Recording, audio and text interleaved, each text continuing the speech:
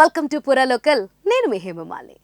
దర్శకుడు శేఖర్ కమల సెన్సిటివ్ సినిమాలు తీస్తాడనే పేరే కానీ సీరియస్ సబ్జెక్టులు టచ్ చేస్తే అవుట్పుట్ ఏ స్థాయిలో ఉంటుందో చెప్పడానికి లీడర్ ఉదాహరణ చాలు.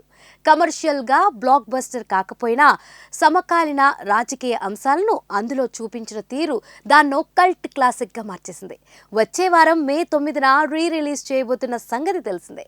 ఇందులో ఒక ఎపిసోడ్లో రానా రూలింగ్ పార్టీ మంత్రులకు వందల సంఖ్యల్లో ఉన్న కరెన్సీ నోట్లు కట్టను ఇచ్చే సీన్ బాగా పేలింది.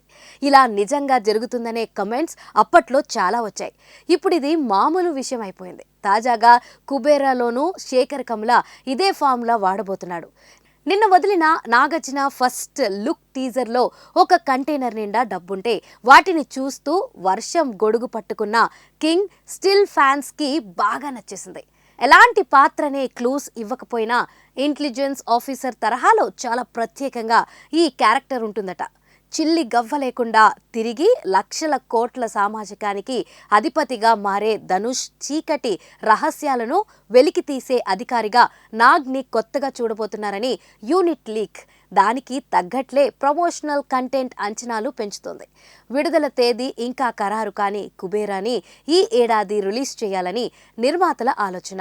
సంక్రాంతికి దింపడం కన్నా పోటీ లేకుండా సోలోగా వచ్చే ఆప్షన్ అయితే పాన్ ఇండియా స్థాయిలో మంచి స్పందన వస్తుందని వాళ్ల భావన.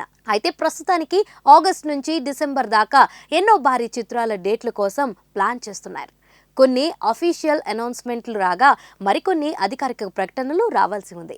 కుబేరా ఏ స్లాట్ దక్కించుకుంటుందో చూడాలి. రష్మిక మందన హీరోయిన్ గా నటిస్తున్న ఈ మనీ థ్రిల్లర్ కు దేవిశ్రీ ప్రసాద్ సంగీతం ప్రధాన ఆకర్షణగా నిలబడుతుంది.